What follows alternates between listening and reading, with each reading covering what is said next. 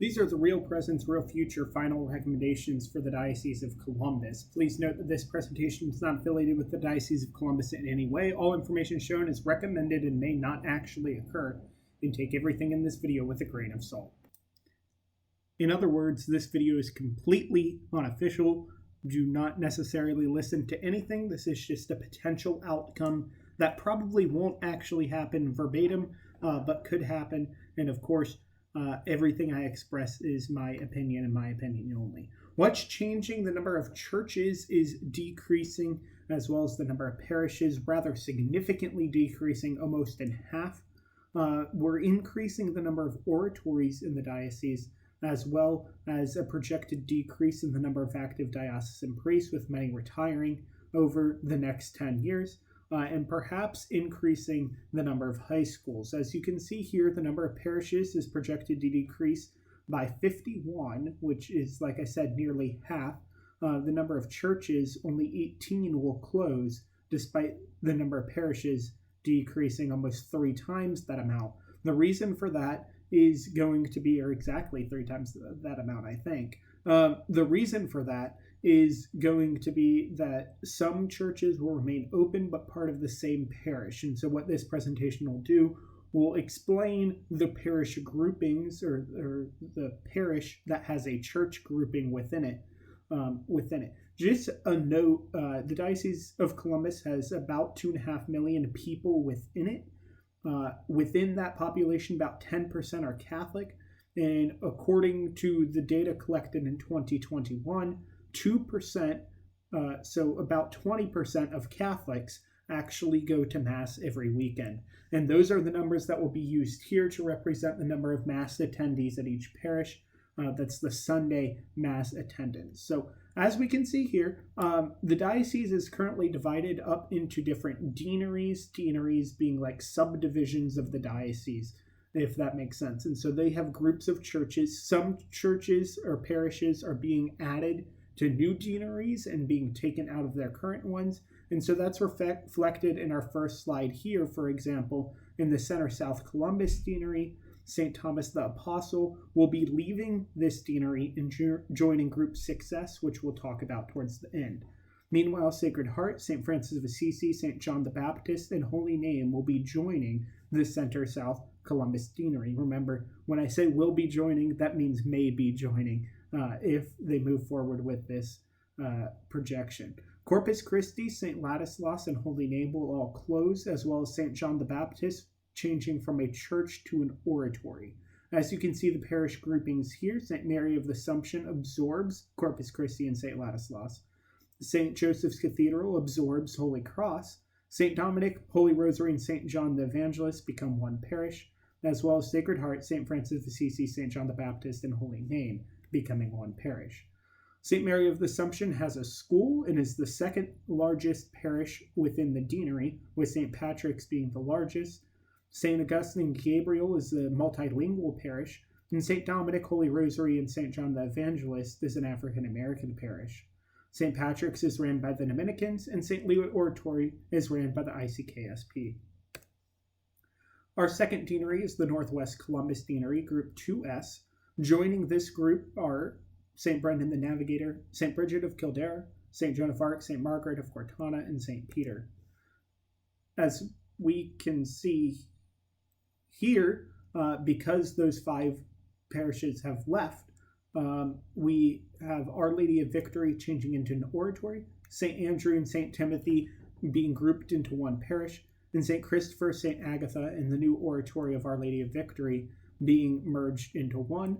There will be 4 schools total, with St. Timothy's School changing to a diocesan elementary school, and St. Christopher's School changing also changing to a diocesan elementary school. The St. Christopher is currently ran by the Palatine Fathers and will likely continue to be, as well as both of these parishes in this deanery having over 1,000 attendees. In Group 2C for the North High Columbus Deanery is now decreasing to 4 parishes. 4 parishes as they currently stand. That number obviously changes.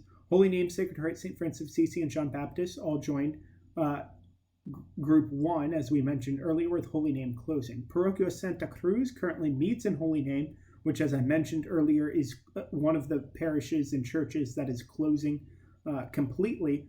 And so we'll talk about where they move here in a second. As well as St. Thomas More Newman Center is in here. That's not counted as either a parish or a church in the bottom corner. Joining the North High Columbus Deanery is St. James the Less, St. Elizabeth, St. Anthony, and St. Matthias. As I mentioned, Parroquia Santa Cruz will close, and those parishioners, obviously speaking Spanish, will join St. James the Less. St. Elizabeth will absorb St. Anthony and St. Matthias. The school at St. Anthony will close. St. Elizabeth school will remain open, as well as St. James the Less, Immaculate Conceptions, and St. Michael's schools remaining open. Our Lady of Peace will have a diocesan high school. Considering ethnic masses at Immaculate Conception and multilingual also at St. Elizabeth, and of course St. James, as I mentioned earlier. St. James the Less is currently run by the Precious Blood Fathers, I think, and St. Elizabeth is ran by the Sons of the Immaculate Conception. Again, all of these parishes that I'm mentioning are being ran by religious orders, will likely continue to be run by religious orders, which allows for more diocesan priests in the areas that priests would be. In Northland Columbus Deanery, only 2 churches remain in Northland Columbus, St. John Newman and St. Paul the Apostle, with the other churches in the deanery leaving to go to other deaneries. With that, 5 churches join Northland Columbus: St. Bridget of Kildare, Brendan the Navigator, Margaret of Crotona, St. Joan of Arc, and St. Peter. All of these churches will remain their same parishes, except for St. Joan of Arc and St. Peter, which will combine to be one parish.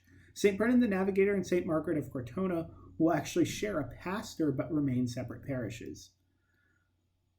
That will also be, I believe, the Northland Columbus Deanery has the 2 largest, actually I think maybe 3 largest parish groupings in the diocese: St. Paul the Apostle, St. Joan of Arc, and St. Peter, which is now merged to be one parish, as well as St. Brendan the Navigator and Margaret of Crotona, which, although separate parishes, the attendee number is set at the same. St. Paul the Apostle is expected to be multilingual, considering ethnic masses there, and St. Joan of Arc and St. Peter remains multilingual. In the West Columbus Deanery, we have St. Joseph of Plain City leaving to join Group 3 North, and the rest of the churches remain in place, except for St. Aloysius, which have actually been to a beautiful church, which will be closing and joining St. Mary Magdalene. They're already grouped together in a consortium with the same priest as things stand right now. St. Simon and Jude and St. Patrick will merge. St. Stephen the Martyr and St. Agnes will also merge.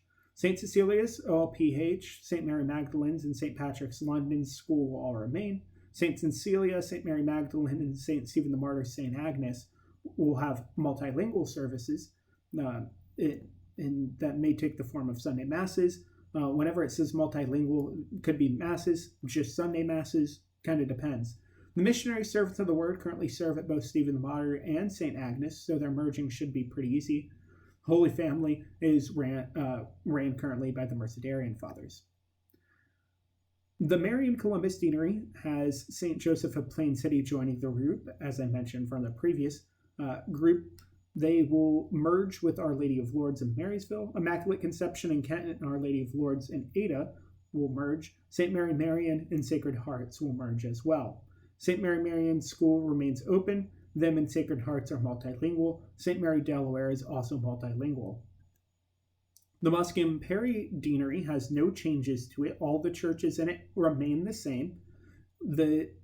In terms of who's joining or leaving, the Church of the Atonement in St. Bernard will close, with St. Patrick's in Junction City, as well as St. Rose, as well as the 2 churches that close, forming one parish. Holy Trinity and St. Joseph, both in Somerset, forming one parish. St. Anne, St. Mary, St. Nicholas, and St. Thomas Aquinas also making one parish. Holy Trinity and St. Nicholas schools will remain open. I think there's a school at St. Rose too, but for some reason I don't mention that on here, so oops. Tuscarawas-Holmes-Coshocton Deanery also remains the same in terms of the number of churches or parishes currently in it. However, 4 of those will be closing. Immaculate Conception Denison, Holy Trinity Bolivar, St. Francis de Sales in Newcomerstown, St. Peter and Paul in Glenmont will all close. merging to form effectively a two-church cluster for each parish, but previously a four-parish cluster in each parish. Today, 4 schools remain. The Holy Trinity School remains open, as well as the St. Joseph School and Sacred Hearts.